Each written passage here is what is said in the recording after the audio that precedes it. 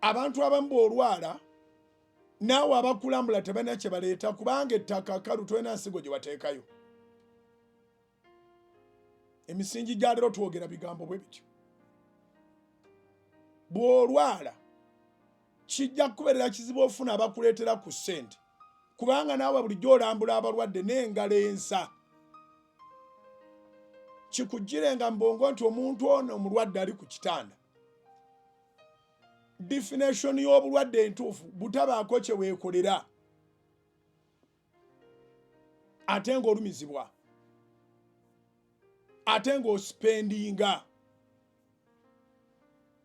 Buli lw'ogamba naye sigenda kanga siitiddeeyo okulaba ku mulwadde, beeramu n'akantu. Kubanga obulwadde bassebo ne bannyabo tebugulibwa mu maduuka.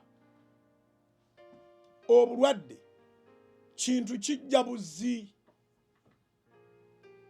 Kijja buzzi oli ne yeekanga nga kaakati ebadde yewuliranga obunafu ekitono kati kituuse n'okuba nti kimuteeka ku kitanda. Sinsi obulwadde teri abusasulira, teri abugula, tewali abulinako lisiiti. Saasiranga omulwadde sina bigambo bugambo. Saasiranga omulwadde ng'omanyi nti alina obuvunaanyizibwa bw'atwala. Tojja kutwala buvunaanyizibwa bwe bwonna, tojja muwa kyonna ekinaakola ku buvunaanyizibwa bwe, naye ojja kugattako akatono k'olina kagenda kubeera contribution nnene. Akatono k'olina ejja kuba contribution y'amaanyi. Oba tutegeregana? Solambulanga omulwadde ng'olinamu akantu. Kubanga naddala abasajja waagudde awo ebintu byeka byonna bakyabimusaba. Obuvunaanyizibwa bwe bonna bukyamutunuulidde. Naye era abakyala bangi bananjulira nti era omubuulira amasannyalaze bwe gaavuddeko, kaayaka tekaliiko, emmere teriiyo ewaka, omwezi gw'omukozi nagwo gwaweddeko, ogenda okulaba mu kwekyusaawo ng'alinamu akasente k'asobola okukuwa, abeera takoze. Wabaawo abamusaasidde ng'okusaasira kuliko ebikolwa. Buli muntu yenna mpuliriza mu pulogulaamu y'emisingi olwaleero, bw'obanga osaasidde tebibanga bigambo bikalu, ssaako ekikolwa. Ku kusaasirako yiga okwongerezaako ekikolwa, kubanga ekikolwa kye kigenda okuyamba omuntu ono okuva mu mbeera embi. Matayo sula ya 8:14. Yesu yayingira mu nnyumba ya Peetero n'alaba nnyina mukazi we ng'agalamidde alwadde omusujja. N'amukwata ku mukono, omusujja ne gumuwonako. Yalina ekikolwa. Yalina ekikolwa ekisobola okuviirako omukyalo ono okuwona. Okusaasira kubeerenga ne akishoni.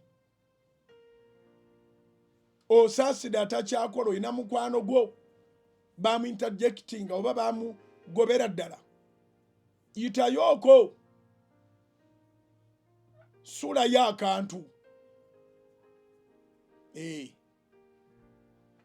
Munnange nno ekyo kyokola n'olambula ku balwadde n'okubira kasimu ku banno be baagoba ku mulimu oba be baayimiriza, kubanga gw'okyalina akakisa okuba nga oyimiridde n'obaako ekintu ky'ogabana nabo, weesigidde ensigo.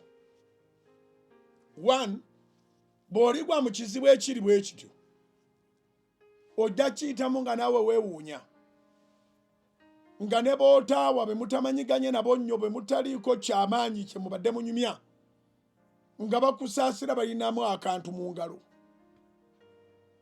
Kubanga ensigo gy'osize ate si gy'okungula yokka. oteekayo empeke y'akasooli emu n'ekuwa eminwe 8 oba eminwe 3 kale waakiri ekuwaayo omunwe gubaako empeke eziwera. Kati oyinza oba nga guwalambula tazze na kujja naye kubanga principle y'okuba nti osiga ensigo ennungi erina okuba nga principle ekwatagana nti ojja kuyingira mu makungula. Kati olw'ensigo y'ennungi eyo gy'obeera osize n'owaayo, oyo guwajjanjaba ayinza obutajja na kujjanjaba ne waliwo abagenda okujja kubanga bateeka ensigo mu ttaka. Olabe nga bo bavudde awo waliwo buli omu kyakulekera kubanga nabo buli lw'olambula oba n'ekyolekera b'otomanyi oba balijja gy'oli oba tebalijja. Namba 2,